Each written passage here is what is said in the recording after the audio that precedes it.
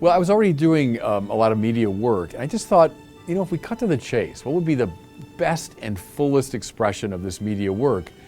It would be a documentary going around the world and showing the beauty of Catholicism as I talk about it. I remember bringing that idea up at one of our board meetings, and one of the board members said, well, you should drop everything else you're doing and do that. I had Kenneth Clark's Civilization in mind. I've often mentioned that, a show that I saw as a young man that really impressed me. And Clark went to all the great, beautiful places in Western culture. And as he talked about the ideas, he showed the artifacts. So I thought, why not do something like that for Catholicism? Well, there's some of the great memories of my life when I think back on those 2 years of filming. One that stands out is Namugongo, which is outside of Kampala in Uganda. And it's the site of the martyrdom of Charles Lwanga and his companions. And to that place on June 3rd, the Feast of Charles Lwanga, come about 500,000 people for this liturgy. And I remember being there in this sea of people, sea of faces, and looking across to the spot where Charles Lwanga was martyred. And it had a huge impact on me. As I thought, here I am in the middle of Africa, and yet the same Catholic faith that I received from my Irish-American parents who got it ultimately from their Irish ancestors who got it from St. Patrick, that same faith is here in the heart of Africa.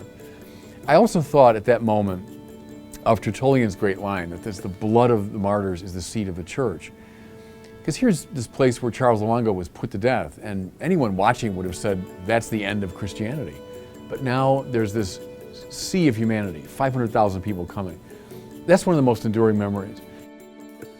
Two moments really stick in my mind. One being the candlelight procession at Lourdes was one of the most beautiful things I've ever seen. Just the singing, the visuals, it was just amazing. And I remember being there and taking my phone out and calling my wife and just said, you've got to listen to this, and just holding the phone up, because it just was so just beautiful and just stunning, and I'd never seen anything like it. And also just inspiring to see all these people, the sick, the elderly, being pushed, being helped in this procession. It was really amazing, and so that was definitely a favorite memory of mine.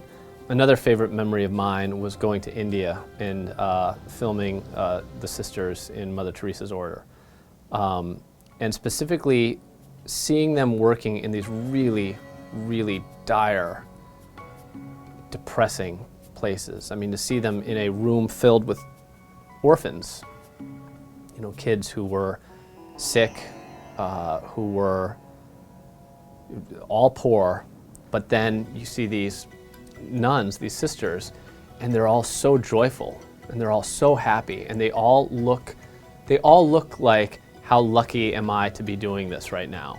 That it was really inspiring.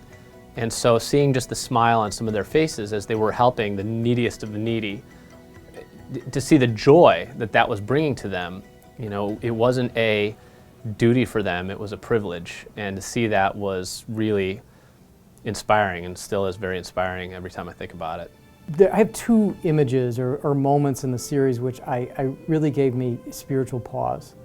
One was praying at the tomb of Catherine Drexel in Philadelphia, which is, it's not a, one of the most majestic place. In fact, it's quite simplistic. But I was just hearkening back in my mind to her meeting with Pope Leo XIII. So here's this Philadelphia heiress, socialite, presenting herself before the Pope, and in good faith and with a good heart says to him, Your Holiness, you need to do something about the plight of Native Americans and African Americans in the United States. You need to send a religious community to help these people. And him looking at her and saying, well, you go do something. And I thought, that's the way it works. That you might be well-intentioned, have all sorts of ideas, but ultimately it's not our responsibility as a Christian to assign the task of accomplishment to somebody else. That if you're called by the Spirit, you're motivated through compassion or through righteousness to say something needs to be done, then you've likely been appointed the person to do it. And I kind of saw that in not only her story, but that was the story of the Catholicism series.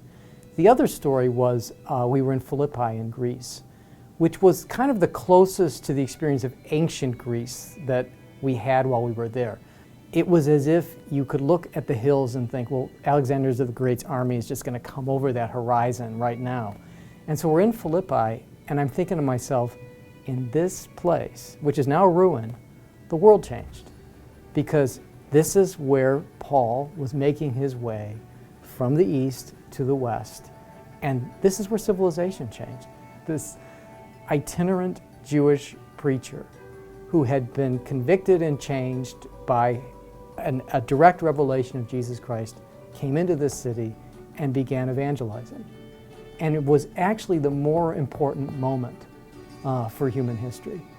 It absolutely changed a lot about just how I view myself as a Catholic. I mean, before the trip, I was a Catholic pretty much in name only. I had stopped going to church. I didn't turn away from the church, I just stopped practicing. So if somebody asked me, you know, oh, what religion are you? I'd say, oh, I'm Catholic. Do you go to church? Well, no. Are you going to have your kids baptized when you do have kids? Probably not. But after the trip, it was sort of like, yeah, I'm Catholic. Yep. You know, my kids were born, they're baptized. You know, my 8-year-old is having his first reconciliation on Saturday. So all of this stuff probably would not have happened had I not gone on the trip, so or not been a part of the series. So that's been an amazing transformation for me.